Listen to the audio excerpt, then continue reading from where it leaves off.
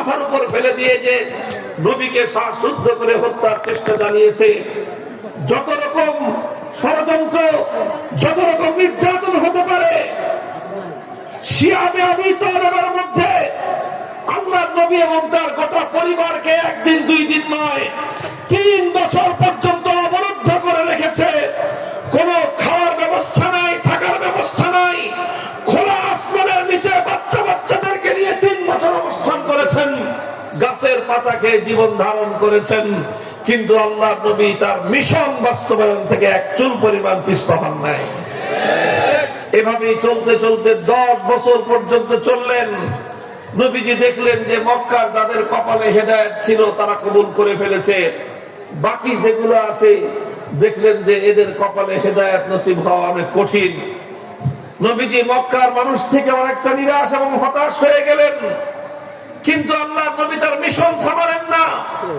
মক্কার মানুষ কবুল করে না তো কি হয়েছে, নবীজি তায়েফে গেলেন। তায়েফে গিয়ে সকাল থেকে সন্ধ্যা সারাদিন এক একজন মানুষের কাছে গিয়ে গিয়ে দিনের দাওয়াত দিতে আরম্ভ করলেন। 1 মাস পর্যন্ত তায়েফে এই দাওয়াতের মেহনত চালালেন। দুর্ভাগ্যজনক ভাবে তায়েফের এত মানুষ, একটা মানুষও 1 মাসের মধ্যে কালেমা পড়ে নাই। শুধু নবীর দাওয়াত প্রত্যাখ্যান করেছে তাই নয়, বরং তারা নির্মম আচরণ করেছে আল্লাহর নবীর সঙ্গে। নবীজি কারো কাছে দাওয়াত দিতে গেলে সে দাওয়াত কবুল করেই না, উপরন্তু তায়েফের দুষ্ট সন্ত্রাসী বালকদেরকে ইঙ্গিত করে দেয়, লেলিয়ে দেয় যে তোমরা এই লোকটার উপর পাথরের বৃষ্টি বর্ষণ করো। এইভাবে আল্লাহর নবীর উপর পাথরের বৃষ্টি বর্ষণ হতে থাকে।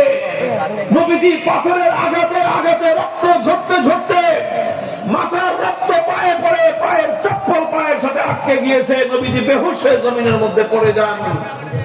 আল্লাহর নবী যখন দুর্বল হয়ে মাটিতে পড়ে যান, তখন কিছু বয়স্ক লোক এসে নবীজির 2 হাত ধরে দাঁড় করায় দেয়, বলে আপনি চলে যান, চলে যান।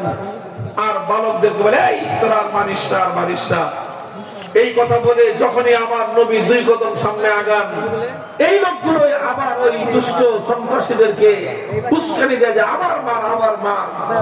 তারা আবার পাথরের বৃষ্টি বর্ষণ করে। এইভাবে একসঙ্গে একই সঙ্গে নবীর উপর পাথরের বৃষ্টি বর্ষণ করা হয়েছে, রক্ত রঞ্জিত করা হয়েছে, আবার সে রক্তের সঙ্গে উপহাস করা হয়েছে। যেমনটা আমাদের শাপলা চত্বরে আমাদের নবী প্রেমিক